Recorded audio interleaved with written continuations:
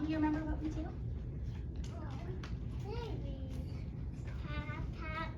Oh, raise your hand because you do know. Raise your hand if you know. Aubrey, oh yeah, that we pat. Susanna told us that. But then you say your name and you move your body, keeping your bottom on the carpet, right? Okay, I think we can do this. Show me thumbs up if you're ready. I definitely feel like it's important for kids coming through the door for their first year of school to enjoy it, have a love for coming here. And honestly, Burnt Ranch School is fantastic. We have a beautiful campus, a beautiful playground. We have a great cafeteria manager who prepares delicious food. I just want these kids to love school. So I try to make everything fun and a game.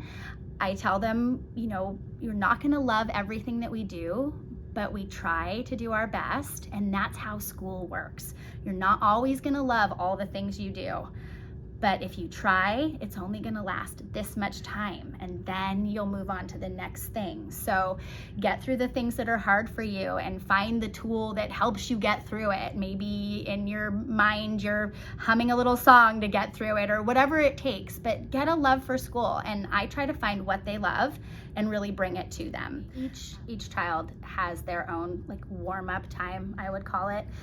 Some of them come into school absolutely ready. They've been excited since they popped out of bed when the sun rose, and other kids maybe were woken up and pushed onto the bus, and you know, they're coming so many different ways in the morning. And even day to day, you know, one kid who comes in great one morning, the next day might not. So I try to be really open-minded and understand that some of them need a little more time than others. I continue to encourage them to do the right thing. You will notice that in my teaching style, but I don't ever demand it from them. They're 4 and 5 years old. Yeah. This is such a new experience for them.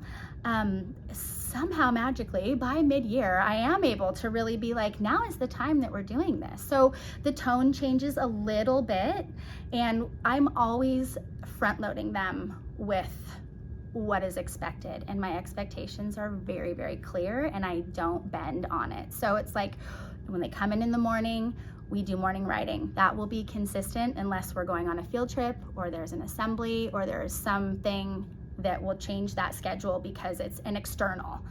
But so they know when they come in that this is a quiet space they're coming into. I know a lot of teachers like to have music playing and do things like that. I will read the tone of the classroom eventually. If that's something that all of us love, is to just like hype it up with music in the morning, I might do that.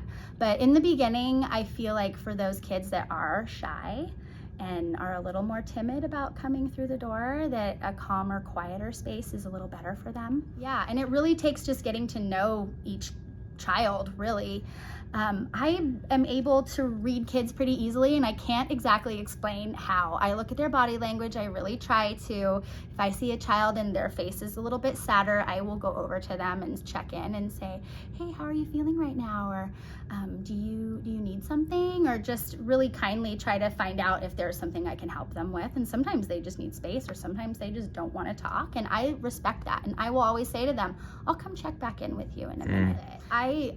I'm big on teaching kids young that it's okay to have these feelings. Yeah. It's how you emote them that can become problematic or can be, you know, self-damaging. Yeah. So let's find some tools so we can relax and figure out, yeah, I'm feeling angry, but lashing out and hitting or destroying things, that is not effective. That just hurts more. So how can we heal it and make it be something that is okay? You know, breathing is great.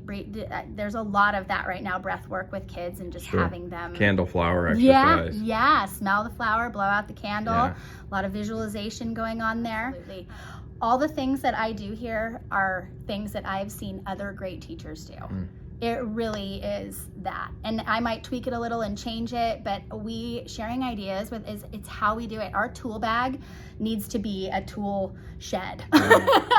Our kids are coming to us with so many different things happening. And last year and this year, I've had so many teachers already come up to me this year and say, you have the hardest class. Not because they're little and new at school, but what they have going on externally, Yeah. like at home. You know, you have kids that at this age, families break up and kids notice, and they are, you know, or parents are busy. Our community is changing, our economy here, and the things that used to happen don't happen anymore, and there is a lot of stress, I feel like, on families in our community.